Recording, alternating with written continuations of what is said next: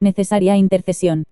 Los reuní junto al río que viene a Abba, y acampamos allí 3 días, y habiendo buscado entre el pueblo, y entre los sacerdotes, no hallé allí de los hijos de Leví. Entonces despaché a Eliezer, Ariel, Semaías, Elnatán, Jarib, Elnatán, Natán, Zacarías y Mesulam, hombres principales, asimismo a Joiarib y a Elnatán, hombres doctos, y los envié a Iddo, jefe en el lugar llamado Casifia, y puse en boca de ellos las palabras que habían de hablar a Iddo, y a sus hermanos los sirvientes del templo en el lugar llamado Casifia, para que nos trajesen ministros para la casa de nuestro Dios, y nos trajeron según la buena mano de nuestro Dios sobre nosotros, un varón entendido, de los hijos de Malí hijo de Leví, hijo de Israel, a Serebías con sus hijos y sus hermanos, 18, a Asabías, y con él a Jesaías de los hijos de Merari, a sus hermanos y a sus hijos, 20, y de los sirvientes del templo, a quienes David con los príncipes puso para el ministerio de los levitas, 220 sirvientes del templo, todos los cuales fueron designados por sus nombres. Esdras 8 del 15 al 20. Reflexión. La nación de Israel siempre ha requerido de quien intercediera por el pueblo delante de Dios. Dios estableció que los levitas serían esos intercesores, sirvientes en exclusiva del templo, que velarían por el resto de Israel ofreciendo los sacrificios pertinentes por sus pecados y los de ellos propios.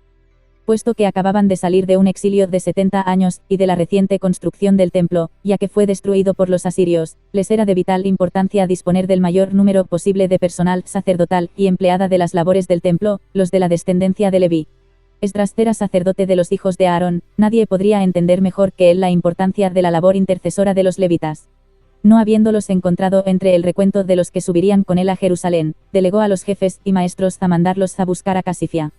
De este lugar de exilio de sacerdotes, levitas y sirvientes del templo, debían convencer a Iddo para que salieran los solicitados. Es curioso que los que salieron para ir con Esdras eran hijos de Malí, el cual nombre significa débil o enfermizo, sea como fuere, si débiles o no, Esdras no se aventuraría a salir de camino a Jerusalén sin un equipo intercesor tan necesario como los levitas. Aplicación. El sistema de intercesión sacerdotal en Israel fue creado para ser sombra de la perfecta intercesión que vendría más adelante con el Señor Jesucristo, siendo el sumo sacerdote del tipo de Cristo, quien siendo también el Cordero, ejerció a su vez de perfecto sumo sacerdote, entregándose a sí mismo en pago por los pecados, ya no solo de Israel, sino de toda la humanidad. Así que después de la consumación de la obra redentora en la cruz del Calvario por el Señor Jesucristo, y en su resurrección, y ascensión a la diestra del Padre, vino a nacer su Iglesia, formada por todos los redimidos por la fe en Cristo Jesús, venían a disponer de un perfecto y perpetuo intercesor para con Dios. Aún así hubieron en el primer siglo unos creyentes que no acabaron de entender su nueva vida en Cristo, y, por consiguiente, la función del Señor como perfecto redentor e intercesor de su Iglesia. Estos se trataban de los primeros judíos convertidos durante su estancia en Jerusalén, mientras se daba la primera celebración del Pentecostés, inmediatamente después de las fiestas pascuales en las que el Señor Jesucristo fue muerto y resucitado.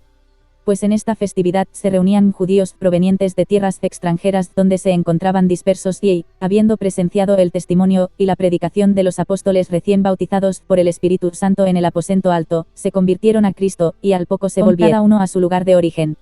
El resultado es que habiéndose convertido en nuevas criaturas en el Señor Jesucristo, no llegaron a profundizar más en el conocimiento de Él, sino que se limitaron a vivir en sus costumbres judías tal y como lo anduvieron haciendo antes de su conversión. Fue necesario, pues, que una carta les fuera enviada en corrección e instrucción, pues, aún a 3 o 4 décadas después de su experiencia en Jerusalén, todavía se encontraban a un nivel muy bajo de comprensión de la vida práctica en la fe cristiana, usándose de sacrificios o volviendo siempre en el bucle del arrepentimiento para salvación, como si con la primera vez no hubiera sido suficiente. El autor de la carta les mostró así el valor del nuevo sacerdocio en Cristo. Por tanto, Jesús es hecho fiador de un mejor pacto, y los otros sacerdotes llegaron a ser muchos, debido a que por la muerte no podían continuar, mas este, por cuanto permanece para siempre, tiene un sacerdocio inmutable, por lo cual puede también salvar perpetuamente a los que por él se acercan a Dios, viviendo siempre para interceder por ellos. Hebreos 7 del 22 al 25. Teniendo como Iglesia al perfecto intercesor, el cual está a la diestra del Padre, nuestro Señor Jesucristo, a nosotros también nos es dada la labor de interceder, los unos por los otros, en pos de la mutua edificación en Cristo. Exhorto ante todo, a que se hagan rogativas, oraciones, peticiones y acciones de gracias, por todos los hombres, por los reyes y por todos los que están en eminencia, para que vivamos quieta y reposadamente en toda piedad y honestidad, porque esto es bueno y agradable delante de Dios nuestro Salvador, el cual quiere que todos los hombres sean salvos y vengan al conocimiento de la verdad. Primera de Timoteo 2 del 1 al 4.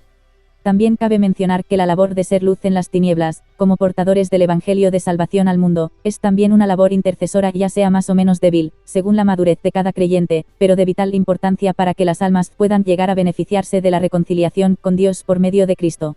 Acción.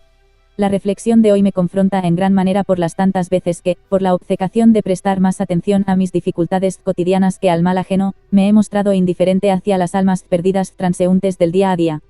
Va a ser necesario corregir esto de inmediato, dejar la autocompasión, la cual no es más que pecado de egocentrismo, y comenzar desde ya a poner en práctica lo citado en el siguiente versículo.